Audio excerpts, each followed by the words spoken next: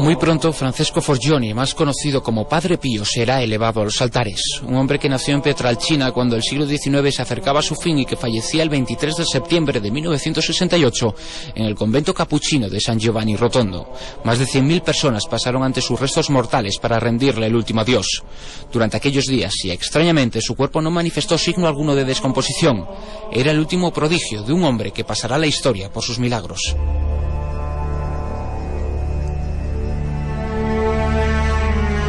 Su particular aventura comenzó en 1918. Ya entonces se había decantado por su vocación religiosa. Vivía donde siempre vivió, en el convento de San Giovanni Rotondo. Se encontraba rezando y sintió un pinchazo en sus manos. Poco después comprobó el porqué de aquellos pinchazos. De sus manos brotaba sangre, algo que también acabaría ocurriendo en sus pies y en su costado.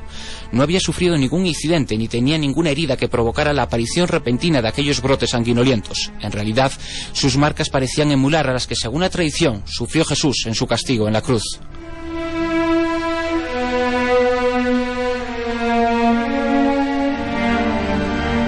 Fuera o no el poder de su mente o de su fe, no hubo forma de explicarlo. Al Padre Pío aquello no le agradaba, en absoluto.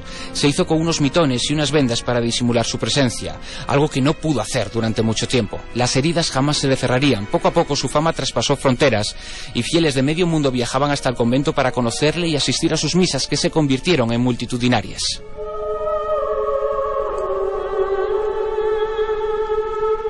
Tras finalizar sus oficios, confesaba personalmente a cuantos querían. En ello invertía casi todo el día.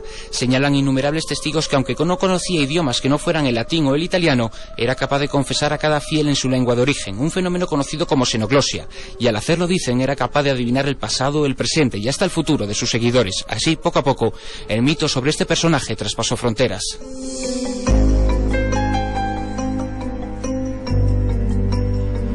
Fue durante el papado de Juan XXIII cuando la Iglesia decidió hacerse cargo del enigma. Pese a ello, el monje capuchino sufrió ataques en el propio seno de su convento. A la polémica pusieron fin los exámenes médicos que se efectuaron de sus estigmas. Dice así uno de los párrafos del informe técnico firmado por dos prestigiosos médicos italianos. Los estigmas de las manos están cubiertos por una membrana rosácea. Parecen atravesar los miembros de lado a lado. La herida del costado es una incisión neta paralela a las costillas, de unos 7 u 8 centímetros. Pierde, diariamente, un vaso de sangre.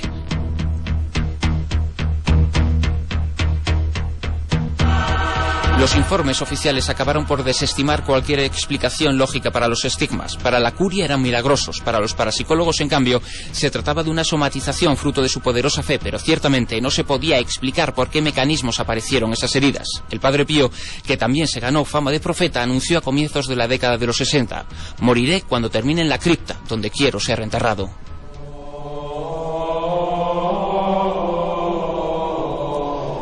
Su misa matinal del 23 de septiembre de 1968 dicen que fue espectacular. Como siempre, extrajo sus mitones y mostró los estigmas a sus fieles. Pero ese día, y tras 50 años, las heridas se cerraron. Aquella misma tarde le invitaron a ver su cripta. La habían concluido. Por la noche se retiró a su celda. Y como él mismo anunció, falleció. 30 años después de su muerte y tras certificar el Vaticano que intercedió a una curación milagrosa, fue beatificado. Ahora, 4 años después de aquello, un nuevo milagro atribuido a él elevará a los altares con la condición de santo. Milagrosos o no, sus estigmas y los prodigios que protagonizó convierten al Padre Pío de Pietrelcina en uno de los personajes más insólitos del siglo XX.